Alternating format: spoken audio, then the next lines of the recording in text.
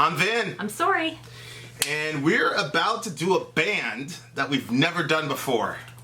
I'll give you a hint. Pantera. We're about to do Respect. She's never heard the song before, Nope. so she doesn't know what I'm talking I about. haven't even heard the band name. But before we talk about Pantera and Respect and Walking, ironically enough, I just want to address something else. It seems like we have to do a word from our sponsor every day. So, G.K. Chesterton was a Catholic philosopher, and he basically said something to the effect of, you're pretty much on the right track when religious people are pissed off at you and non-religious people are pissed off at you. So I think we struck it right down the middle. I think we're on the right path. I think we're on the right path. So yesterday we had to kind of do a word to our sponsors for the religious people, who many of us have had experience with closed-minded religious people, and so we had to kind of work on, as a community, helping everyone to see things from an open mind, even from a religious standpoint. And we've got to say, this is all about self-awareness. Everybody and every group has a problem with being open-minded. Mm-hmm. Let me give you an example, Sori. Okay, I'm ready.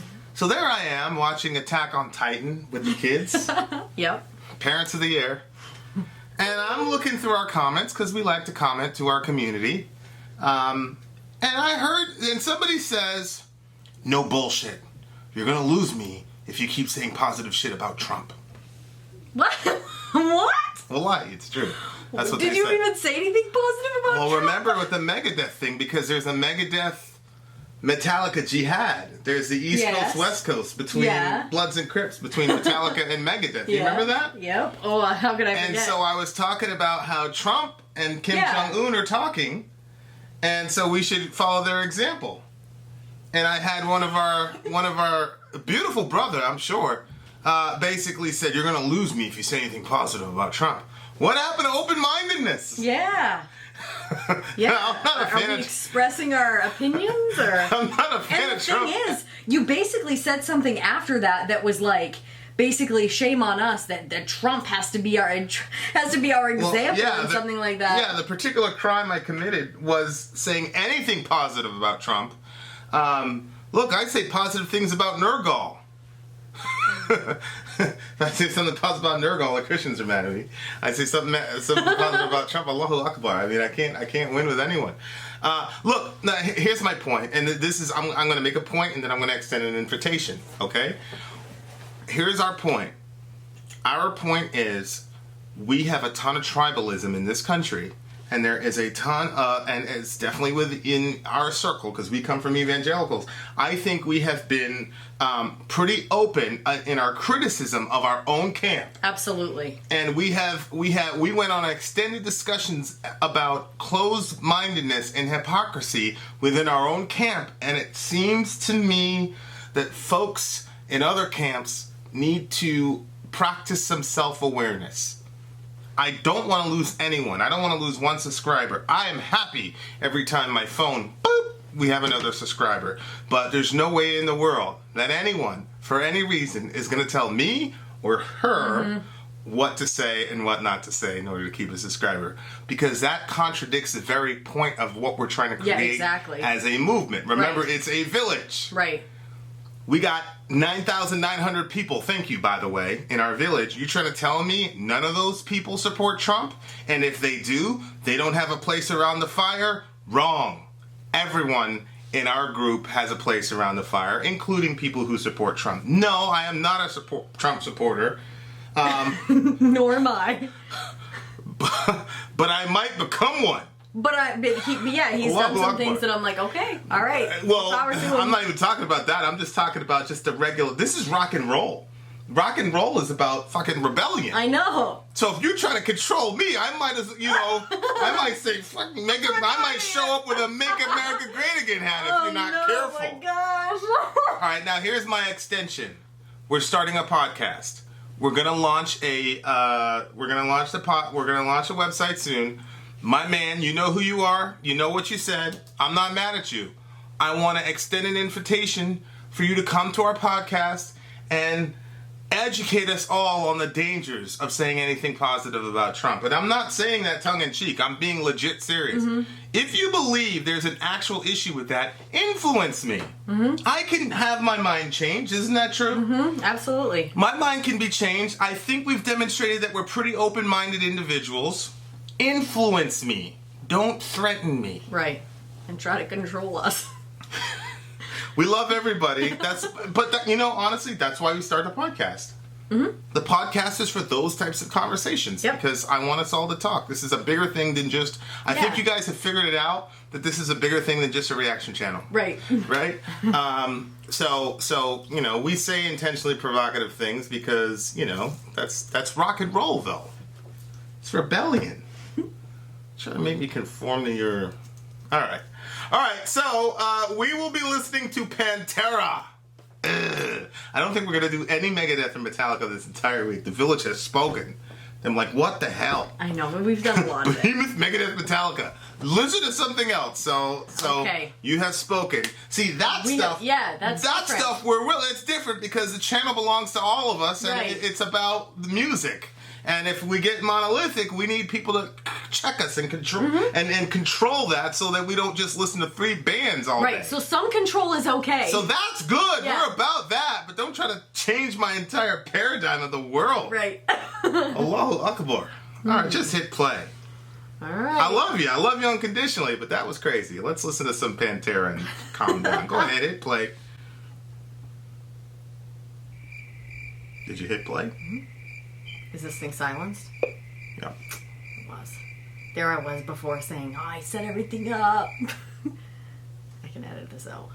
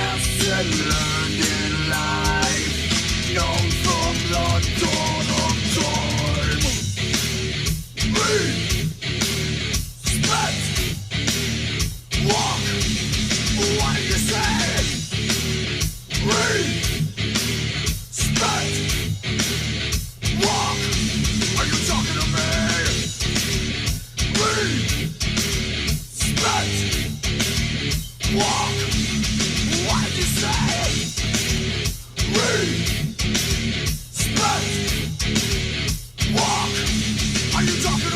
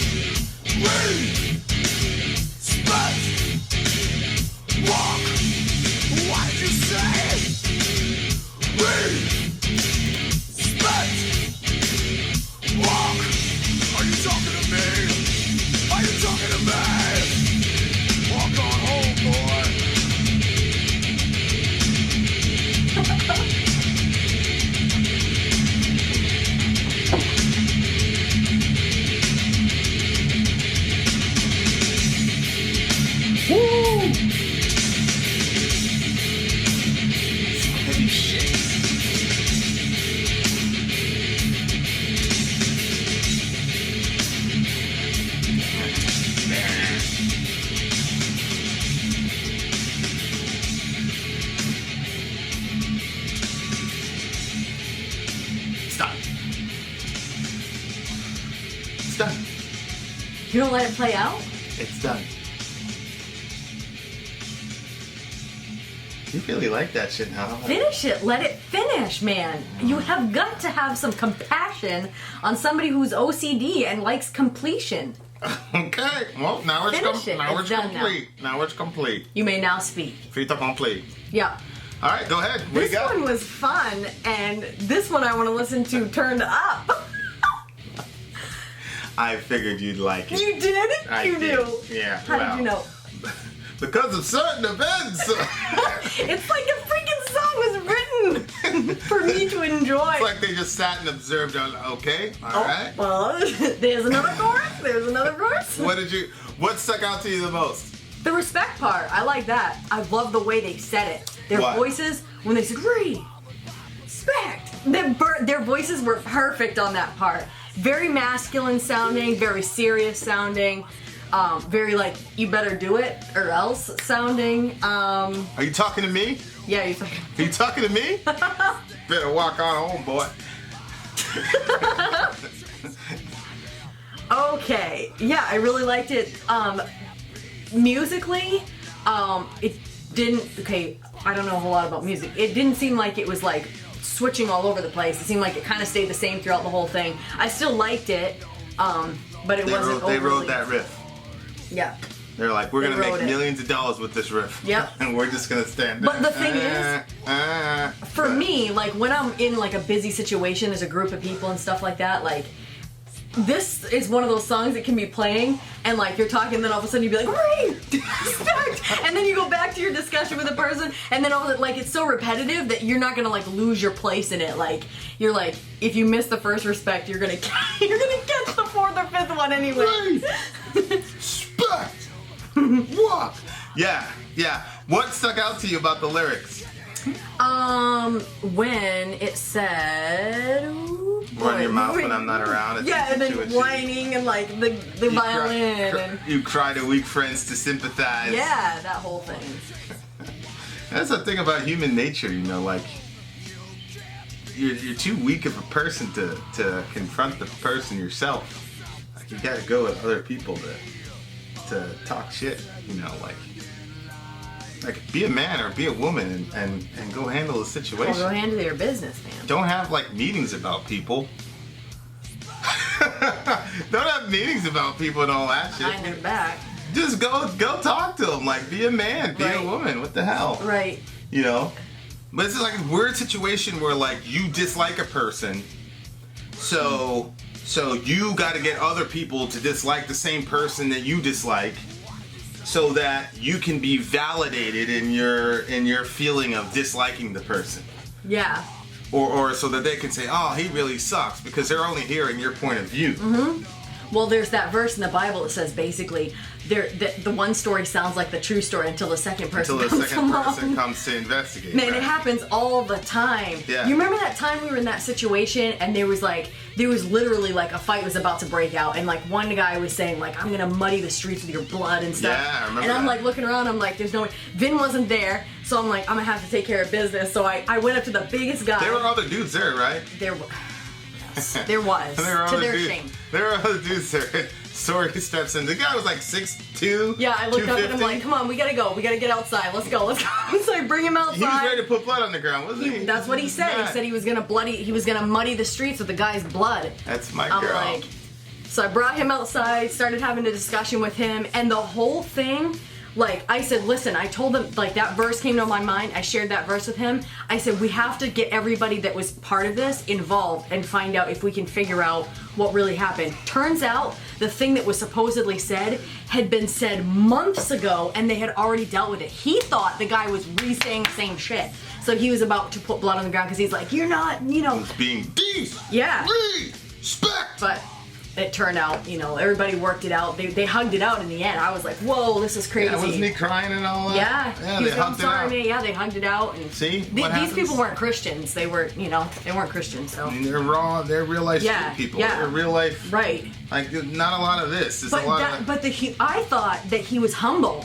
Because I'm like, he he was in there and he was saying that in front of everybody that he was gonna do that. And then as soon as he realized he was wrong, he was like, oh my gosh, he's like, I feel like a beep beep beep beep. And then he was like, I gotta go in there and talk to that guy. And I was like, yeah. And so he went in and then they worked it out. But so yeah, this is one of those things. You listen to one side of the story, it looks one way. Yeah, but people, like they, Well, there's some people that want to hear bad stuff about people. Yeah. So even if the story sounds like crazy and it doesn't even sound like something they would do, they want to believe it because they have jealousy issues or whatever. So they'll just go with it. They'll be like, well, that's the whole, that's the iron, the lyrics are pretty straightforward, but the value in these lyrics, and it says, a lesson learned from the dawn of time, is how accurate it is to human nature.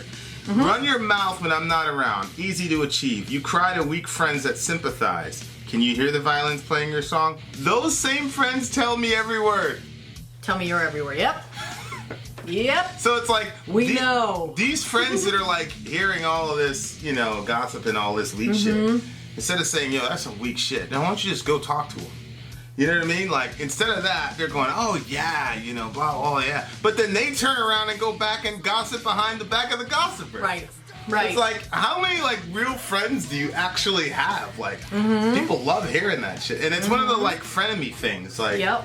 It's my understanding that this song was written after, because this is their 6th record, so they'd been rock stars at that time. So of course, once you get success, your friends start getting jealous of you.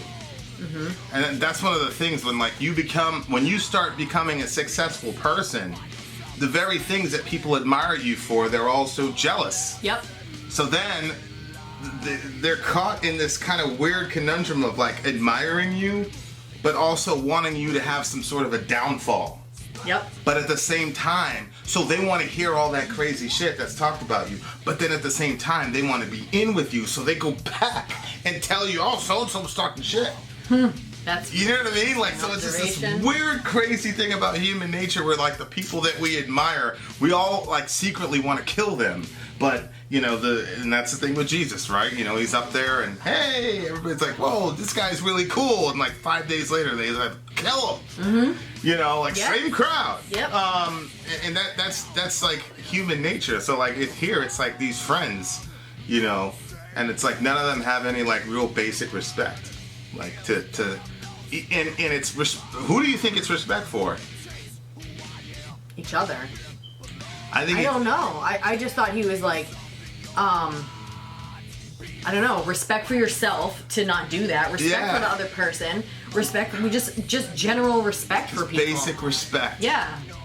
But if you can't do it, it engenders all of this anger. Are you talking to me? It engenders all this okay, motherfucker, okay, we gonna see. But yeah, to me, it's a self-respect thing. Mm-hmm. I'm too proud to be like that. That's why, we get in the middle of certain conflicts and people are talking all this shit on social. And I don't say anything. And people go, well, there must be a reason you're not saying. Yeah, the reason is I have too much self-respect, motherfucker. That's why. I have too much self-respect to lower myself to get in the middle of all this bullshit. If you got an issue with me, come see me. Right. Come see me. But on a real practical note, this is crazy because Jesus said, don't go talking to other people if you have beef with somebody. Yep. If you got a problem, he says, talk to your brother one-on-one. Mm-hmm. Then if he's not listening to reason, bring another singular person in and then say, yo, bro, I think you're out of pocket here. I try to talk to you one day, you're not listening. Here's a neutral third party. They will tell you that you're out of pocket. That's how you're supposed to handle these situations. Yep. You're not supposed to go, whatever. Yeah, so I think this is one of those songs where Jesus is going, well, yeah, I get it. I know why you're mad at your friend. Mm-hmm. He wasn't listening to me. Verse 1, it says, can't you see I'm easily bothered by persistence? One step from lashing out. What persistence? That they keep doing it? They keep talking? Yeah, keep talking shit. Yo. One step from lashing out at you, you want in to get under my skin and call yourself a friend. I've got more friends like you. What do I do? Get rid of them. The Vin Sori solution. we're holding conferences every year. These people, yeah, it's these people. Like, I get it. If you got a person that's persistently doing this shit and they won't, but that's why he's so angry. Because he keeps trying to maintain these relationships with these toxic people. Just get rid of them, man. I don't know, maybe that's too... Well, I think before you just say get rid of them, you should try to have a conversation with them. And then listen to her. If they keep doing it, then at that point you gotta say, says persistence, babe. Yes, but I'm saying if you haven't talked to them, because there's times where people like bothered by something, but then they won't say anything to the person. So I'm saying if somebody's talking shit about you all around wherever, have a conversation with them. If they're gonna keep doing it, they're gonna keep doing it, and then at that point, then you can say, okay. Yeah, I mean that's one of my principles in life is to not let people get under my skin, man. You are so good at that. Yeah. Except for you. You get under my skin. No, that's not what I was going to say. But I know I get under your skin sometimes. What do you mean? Get under your skin? Yeah. What do you mean I'm not? I'm very good at it, aside from you. Oh, yeah. And, yeah, they don't really get on my skin. They did a little bit. No. I can see when you bring it up. No, I just do it with you because you like when I get upset at certain people, but I'm not really. I do like it on that. Yeah. But you bring up the information. I wouldn't even know it if you didn't bring it up. Lions and ants. Oh, it's something for us to talk about. But yeah, that's like one of my goals in life. I don't. You know, it's too short. There's too much people to love on the planet. There's too many podcasts. Oh no, you're so good at that. Yeah, there's too many podcasts to do. Too much stuff. Too much productive stuff. Yeah, I'll start getting keyed up about something and be like, yeah, but I mean, why? Involved. I mean, why does it? I'm like, they're not involved. They're not germane to what we're trying to accomplish in the world. You know, like if you're not, I don't know. I don't know. I don't understand it. Just see ya. But those same people, like, they become obsessive. That's the other thing. Like, the more you, like, cut those people off and, like, don't talk to them and don't engage them, the more and more angry they get at you for not going down into the fucking sewer with them. For real. Like, nah, man. You know, like, they get more angry at you. They do. It's so funny because you're not giving them any more material. You know? What? What are you laughing at? It's just true, you know? Yeah, like, you know. Well, I love that line. It's where he said, be yourself by yourself. Stay away from me. Yeah. Yeah, okay, well, if that's you and you can't stop what you do, I'm just the type of person who talks shit. You know? Yeah. Okay, great. Well, be yourself by yourself. Yeah. And that's such a really good line because what that says is you need to change. Mm-hmm.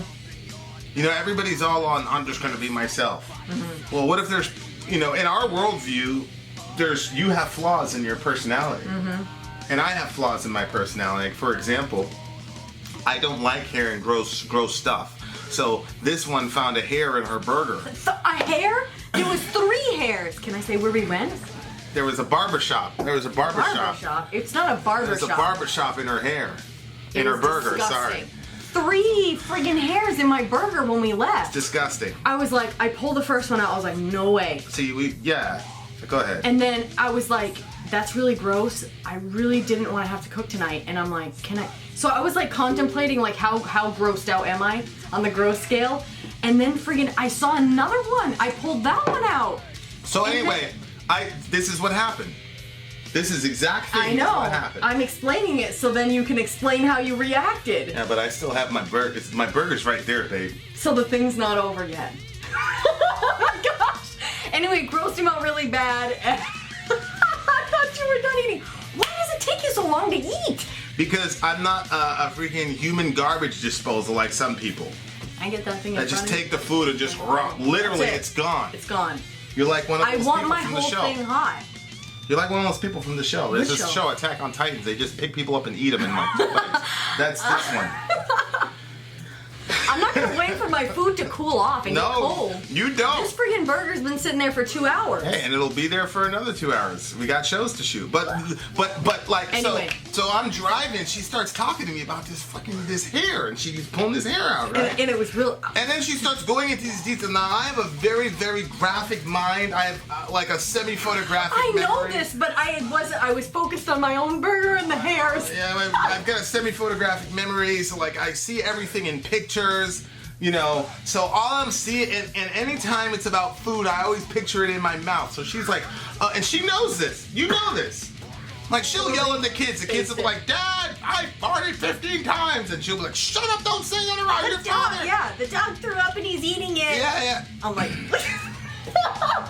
So we're driving in the car, and so she starts going into this minutiae of how horrible and nasty this hair is. And so I said, "Babe, stop it." So then she got What the fuck is wrong with you? Yeah, she got all quiet, and I knew in that moment when she got all quiet, I hurt her feelings. I'm driving. I said, "Babe, did I hurt your feelings? Sorry." She goes, "Yes." Right? Now I can't say, "Well, that's how I am." You know, that's who I am as a person, so you gotta deal with it. Like, no, you have to change as a person. You can't just say, or you can't do the blame-pology. This is free counseling from Vin and Sori. This is a big one. You can't do the blame-pology. You can't say, "Well, I'm sorry, but you were talking about the hairy blah blah." No, like, I was wrong. I shouldn't have lost my temper. Okay? Maybe you could share with the nice people what you said to me 45 minutes prior. 5 minutes, or you mean I said 45 minutes? Yeah. When you were, 45 minutes. pulling up your little shoes and you're all angry at me and you were completely totally wrong. Okay, but here's my point. Like, you can't. It's different. But everybody always says, like, "This is me. This is my personality. If you don't like my personality, then deal with it." That's a quick way to not have friends. Like, so true. There are things. So true. I think Own it, man. I think in our worldview, it's easier because we have the assumption that we both suck. Oh, yeah, that's true. Yeah. So, like, a lot of people take, like, everybody's a sinner to be, because we're both hardcore Christians, for the new people in the channel. So everybody takes that doctrine to be like, "Oh, you must live with a bunch of condemnation, I'm a sinner, I can't do anything right." For me, it's extremely liberating. Yeah. Because it makes me go, well then, there's gotta be something, I gotta fuck up sometime in the day. Right? And you don't expect the other person to be perfect either. No. Well, I know that she has problems. I know you do. So it's so easy to apologize when you know that you're a screwed up person, but that you're in progress and that you're working together. And that's one of the points of a relationship is you have a safety net of a person who can help you get better. Because it's the closest person to you, so they're gonna get the brunt of your bullshit, and you know. But because you love the person and you want to restore the relationship, it gives you the incentive to change and apologize. Right. Yeah, you want to be a jerk and say, "That's how I am," and all that, and you know, okay, well, be yourself by yourself. Right. Because that's where you'll end up. Right. Everybody has to change. Right. So that line is like kind of funny, but it's an extremely deep line. Yeah, no, you're right. Be yourself by yourself. Like my goal isn't to be myself. My goal is to be the best version of myself. Yep. That's my goal. Yep. And obviously as a Christian, I believe that the best version of myself is a version that looks the most like Jesus. You know? And obviously, if you've been hanging out for the last 30 minutes, you realize that this guy has a long way to go. Yeah, but also at the same time, it's conducive to good relationships when you are trying, you know, to emanate or be like Christ, because a lot of the reason like that you guys like us is because you're like, oh, you guys are so open-minded and you guys are non-judgmental and like all these things, which the reason that we're like that is because of the example that Christ has given to us. Yeah. So that's true. You know. I agree with that. Yeah. Be yourself by yourself. Yeah. That's such a good line. Such a good line. I like the "can you hear the violins playing your song?" Because you know how like when somebody's whining, you know, the world's smallest violin playing a sad little song for you, but then like when it says your song. Oh yeah. So he's like, this is what you do. Yeah. This is what you always do. So you have your own little violin song that goes along with all of your You're sad. You're boo to the motherfucking hoop. But what's interesting is like our paradigm is so interesting, right? Because you've got this paradigm of everybody sucks. Mm-hmm. But then we also have a paradigm of everybody's forgiven. Yep. Yep. So what that means is that it liberates. It liberates you to apologize to the person, especially if the other person believes the same. Like I know you believe the same thing, so you are so quick to say, "I forgive you," you know. And that's one of the things that we do in our house. We never say it's okay. Right, because it's not okay. It's not okay. The person did something bad and hurtful and sociopathic and antisocial. It's probably an exaggeration. So we never say it's okay, but we do say I forgive you because that's the story that's a narrative that we're in. We're in, you know, sin, sacrifice, forgiveness. That's our story in everything, and it repeats all day, right? Whether it's the kids, us, the kids, whatever. So we play it out all the time, and we know when it's happening. So it makes for a really good relationship, and I am sorry though. I'm not sorry for the way I was talking to you when we first met. You finally apologized. Look at that. It took you only 3 hours and 48 minutes, but who's counting? You know, obviously. I set my little alarm on my phone. Yeah, but you don't want to be by yourself. You wouldn't be by yourself. Okay. All right. So I don't know how Pantera turned into that, but okay. Sure. What do you rank this song? 1 to 10. 9. 9? 9. I'm going to give you a 9.5. This is a classic song. Oh, is it a classic? This is their signature song. I liked it. Everybody was mad at me for my air guitar, so I had to really, really hold myself in. You know what? But I did a little. If you back your chair up and do your air guitar, then I won't see you and it won't distract me. And you can still do your air guitar. So you agree with the people against me. All right. Vin out. Sori out. Gone.